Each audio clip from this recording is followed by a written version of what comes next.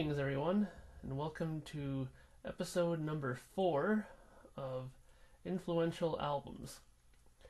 So today we're going to go through an album that's very influential for me, almost inspirational, if you want to put it that way, for me, and I'm sure for a lot of musicians out there as well. Today's record, in case you haven't read the introduction page, is Dream Theater's Images and Words. Take a good peek there. This, my friends, is the look of a classic record, and I'll tell you why I think so. But first, let's go through some of the, how they would say, minor details. Released in 1992, this was actually the band's second record. In a lot of people's eyes, it's their first because it's the first one with James LaBrie on lead vocals. I get the feeling sometimes that the band even wanted to forget about the first record more around this time, but almost 20 years later, they seem to have embraced back the first record, When Dream and Day Unite. But this was a very important record for them.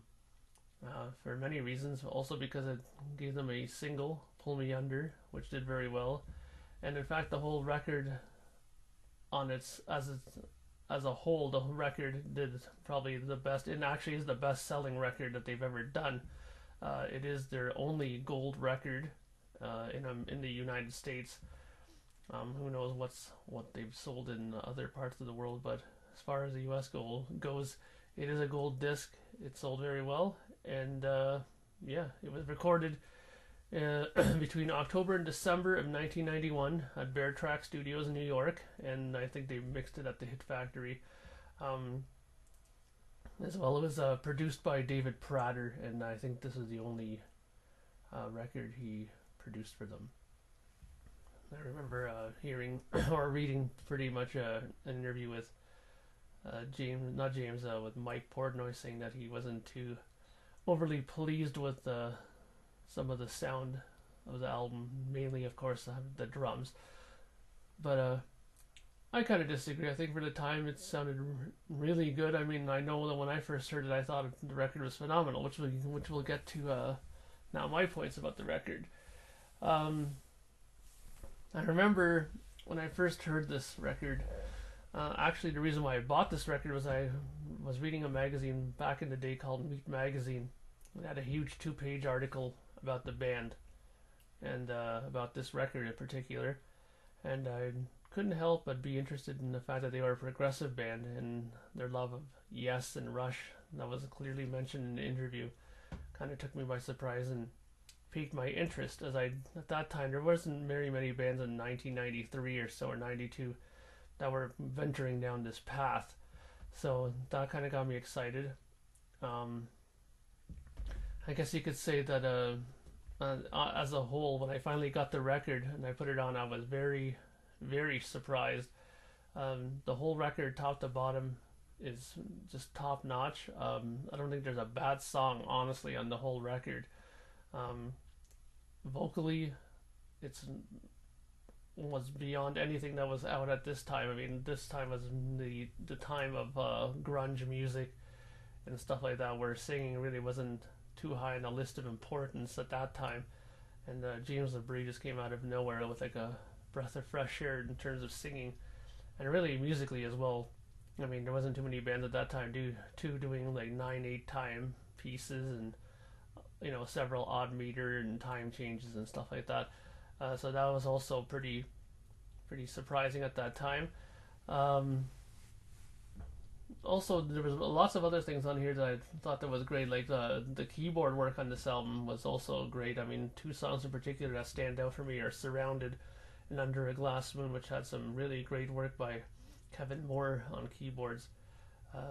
Incidentally, the next record, Awake, was the last record for him, and he ended up leaving, which kind of put the band in a bit of a whirlwind, I thought. But we're just talking about this record, so let's just deal with this. When I finally ended up buying this, it was on cassette, which should tell you a bit about the time period. It was about 93 when it came. Well, actually, when it came out around the time when I actually bought it. So yeah, I bought it on cassette, brought it home, and I don't think it left my car's cassette player for for months. I listened to it all the time, which actually brought me over to another cute story. Cute, actually an interesting story that when I had the tape, I'm not sure if it was because I brought it into my friend's house, but one of my friends, his brother, was really interested in this album as well when I was playing it. And he must have heard it when I was playing it in the house or something, and he really took to it and asked if he could borrow it. And I think that he had that tape borrowed for almost 6 months. And long story short, that person ended up being the singer in my band, Reckon With One later, Andy. And yeah, so it goes to show you, I had a good feeling at that point that once he showed such a great interest in this album, I think I'm probably stuck in the back of my mind later on down the road when I was looking for a singer and a bass player for the new band, and he had similar interests in music, and he seemed to like this record just as much as I did. So I think maybe that, like I said, stuck in the back of my mind, and they gave him a shot, and bingo, he was the perfect fit. So sometimes liking similar music will actually help in these kind of things. I feel in terms of finding people that fit musically and ventures that you wish to do as well. So yeah, so like I said, this album is excellent. I mean, another example of just showing how good the band is musically. I think this is one of the rare bands, especially at that time, where every member of the band had a full endorsement deal, whether it was a guitar or bass or drum endorsement, keyboards. So usually companies, especially at that time, weren't too keen on giving out full endorsement deals to musicians unless they were doing well or were just phenomenal musicians. And I think that they were actually both. So yeah, this album has 8 songs on it. Like I said, every single one of them is fine. Really, really well done. You have a couple of epic songs, around 9-10 minutes. I think there's one 11-minute song on here. And yeah, it's for the time period, you gotta remember, for 1992-93, it came in like just a complete surprising release for that time, and actually gave hope to some musicians out there who were into that sort of music, that the next wave of progressive music was on the horizon.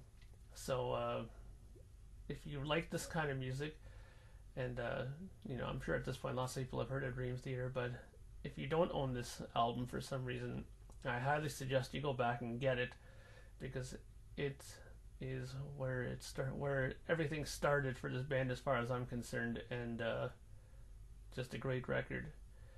And yeah, I don't think there's much more that I can say about this, other than if I was to give this a rating, I would definitely give this a 5 out of 5. So go out there, look for it. Once again, Images and Words. Sure, you can still find it everywhere. I'm sure there's probably even some sort of deluxe reissued version out by now. And yeah, give it a listen to, and I'll be back soon with the next episode. And yeah, take care, and I'll talk to you soon. See ya.